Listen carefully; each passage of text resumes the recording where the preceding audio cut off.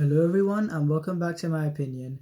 And today I'll be in this video I'll be walking you through the action on day 7 of the Abu Dhabi T10 League.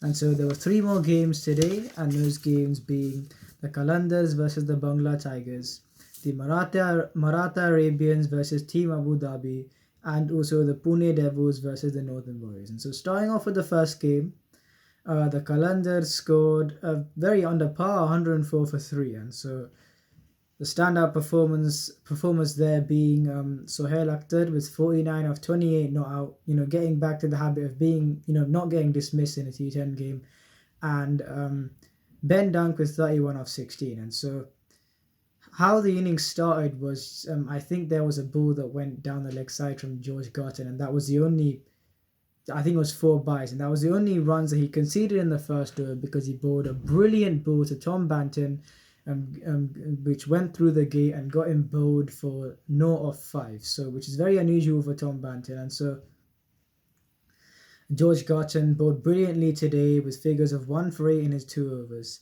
and also KS Ahmed bowled. He was due for some good figures because he had got some tap in this tournament and had not found his radar at all, and the batsmen were really having fun depositing his deliveries into the stands. But today he bowled magnificently with figures of 1 for 12 in his 2 overs, and I thought that the way that he bowled slower and outside the off stump, and he bowled like 1 or 2 of his bounces that he attempts, but I honestly think that, especially with this innings, bowling slower and flighting the ball more and outside the off stump, I really think he did an excellent job. And he bowled the last over as well, that I think only went for about 5 runs or so. So outstanding effort from him. And finally, he has turned up in this tournament, and he is a very good bowler. I know he's a very good bowler. It's just he had a tough time in this tournament, and I'm very happy that he's got the figures that, he would have wanted.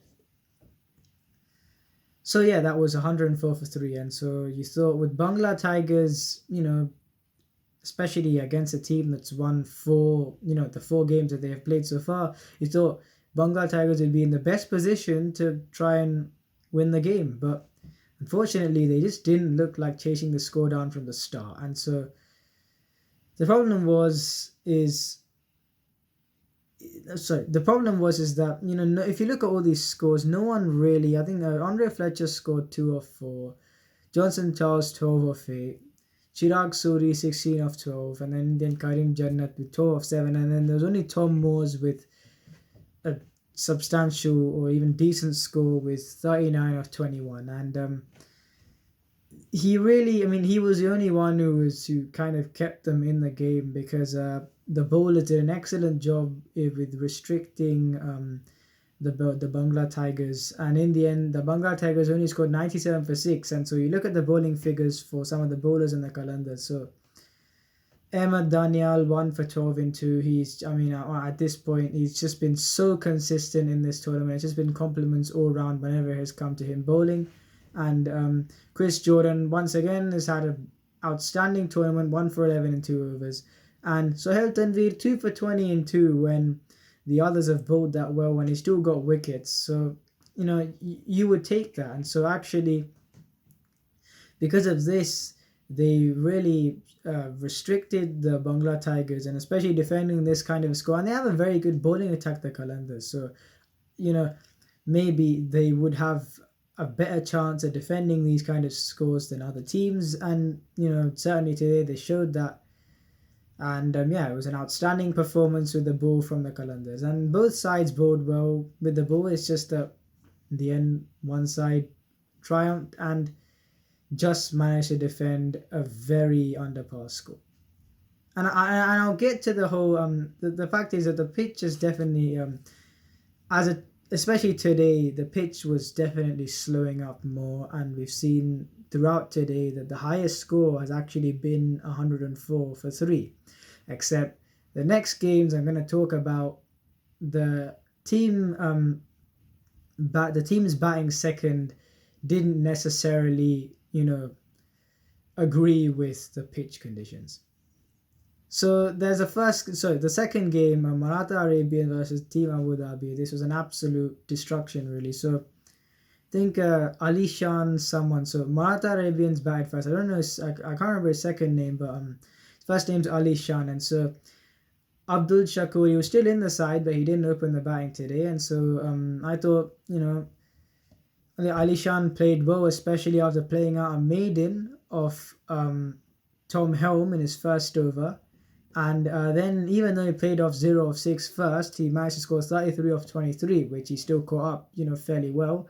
And Mohammad Hafiz scored 20 of 13. And once again, the bowlers, I feel that Tom Helm's figures, even though they kind of got 10 over off the others, to be fair, but I feel that Tom Helm's figures really helped the other bowlers' figures as well. So I've got 4 bowlers listed down. There's Tom Helm, didn't concede a boundary in his 2 overs and none for 8. Then there's J.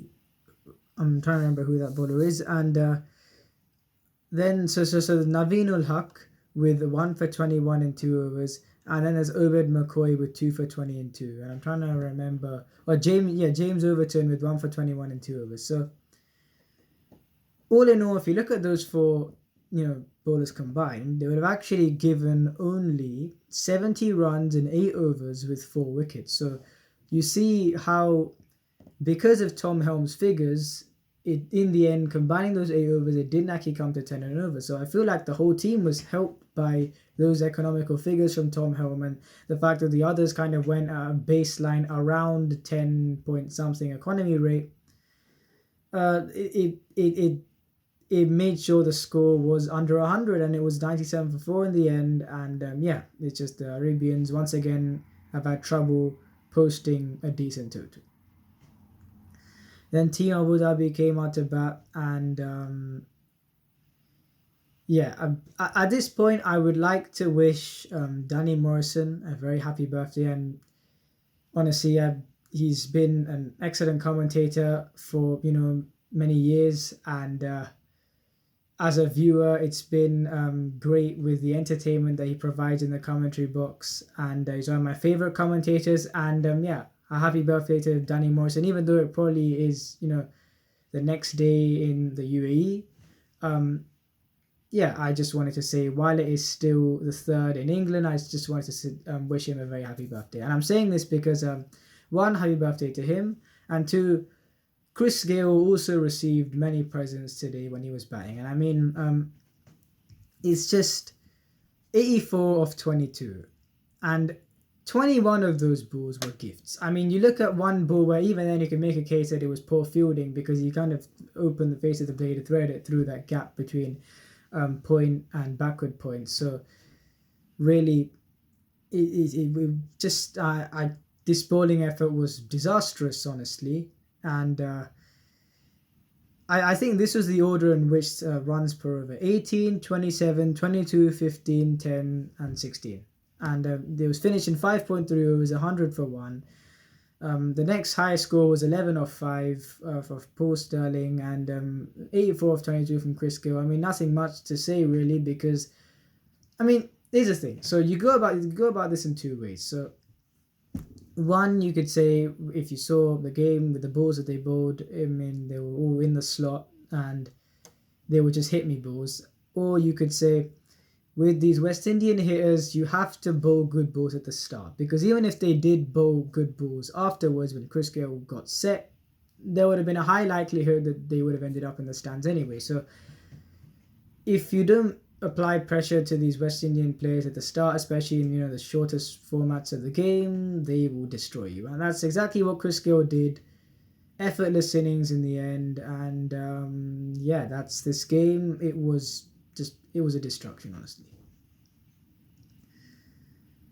Then there's Pune Devils versus the Northern Warriors, and so Pune Devils scored 97 for 8, and this was an innings that looked like they could kick on, especially near the start and the middle. But you look at Tom Kohler-Cadmore, 20 off 9, Alex Davies, 18 off 9, Kenan Lewis, 24 off 9, and Nasir Hussain, after having a quite frankly, terrible tournament. He scored 27 or 16, but that was a bit of a consolation because by that point, the route of the innings was kind of decided. And Pune Devils, they couldn't qualify, so this was kind of a game of pride for them. And let's just say it, especially in the second innings, it wasn't necessarily a game of pride. And it's been the first innings 97 for 8, not very good in T10, and came in the second innings against this Northern Warriors banging up, and against Mohammad Wasim was in this kind of form, and they scored 56 of 13 balls.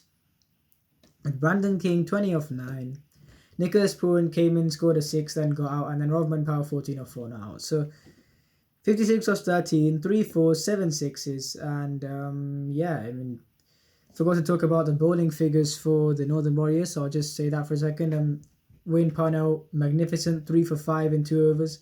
Raya Damrit, finally he got a good performance in, 1 for 40 in 2 overs, an excellent performance actually. And then Wahab Riaz with 2 for 20 in 2 overs. And honestly, if you compare the other two's figures, it kind of gives a cushion for Wahab Riaz to give runs, but even then, he only went for a baseline 10 per over and got 2 wickets. So honestly, that's what kept the combination of those kept the team total to under 100. And so, getting back to the onslaught, this was complete destruction. Ansari bowled 1 over for 17, and then just when I went to the bathroom, when really the innings of Wasim Ahmed really unfolded, I come back and Monir Hussain has just given 35 runs in his over, and so it was a destruction. And there's only one positive in this entire innings for the Pune Devils, and that was if this is how you say his name, Sam Wisniewski. And so he bowled an over for 2 for 14, and honestly a very tough time, which is an understatement, to come and bowl. And he bowled a kind of a flighted delivery, threw it wide to Brandon King and got him stumped. And then Nicholas Pooran came in first ball, launched his first ball for 6, and then hit one straight up into the air, and then he got caught. And so he got 2 wickets. And look, he did get hit for 14, but in that situation, you can't really blame him. And I thought, as the first over to bowl in T10 and this competition, I really think that it was, it's a good start compared, the other bowlers didn't necessarily go that well. So I would be pretty happy if I was him. And so that was that. And the Pune Devils, that's it for them this season. And the next season, they're going to have to really think about their batting. And I'm saying their batting because I say it's done well, apart from Tom Kohler-Cadmore and maybe Kenan Lewis a little bit here and there. Chadwick Houghton hasn't had the greatest of seasons. He hasn't got this substantial score, and Devon Thomas has been okay sometimes, but it's been reliant on Tom Kohler-Cadmore because he has been that good this tournament, and so that's the reason why they've even been able to post decent totals, mostly because of him. And so this team has actually had a terrible season, to be honest, and they're gonna have to really get a few more bowlers who can help Mohammad Amir. And really that's on that. So that was the games today, and you can see that there were some real one-sided games, especially with the second 2 games. They were really one-sided, and it's day 7 of this tournament, which has ended. And so the thing is, the reason why I chose to make these videos about the T10, which is something that I never really thought of doing, as I mentioned in my first video, and it's because, this is the first time I've actually been able to watch a substantial number of games and comment on them, because of if there was no COVID-19, and so I'd have to go to school in person, and so I wouldn't be able to get a good view of these games at all, and so I wouldn't be able to say anything about them. And also I was even considering, would I even be watching it that much, because I'm saying this league has not been relatable to me because of the fact that I haven't been able to watch it consistently, because it's run through the school week in previous seasons, and it still has run through the school week in this one, except it's online school in at least in the UK. So that's the reason why I have been able to watch a substantial number of games. And with this newer format, which is, cricket's best way to get into the Olympics, I really wanted to be able to document what happened as just for a satisfaction of myself, that I in a very unique tournament, in a very unique format, to formulate opinions about what I see and to document what has happened in a season. I really wanted to do that, and especially after seeing the games, I really enjoyed watching them, and that's the reason why. Yeah, it's been great so far in the T10, and I believe there are 3 more days to go. It ends on the 6th, and then there's also India's series. It's the start of the Test series on the 5th, which I'll also be watching as well. So that's my view on that, and yeah, that was the games for today. If you enjoyed this video, please like and subscribe, and please share this video with your friends. And remember, this is my opinion. What's yours?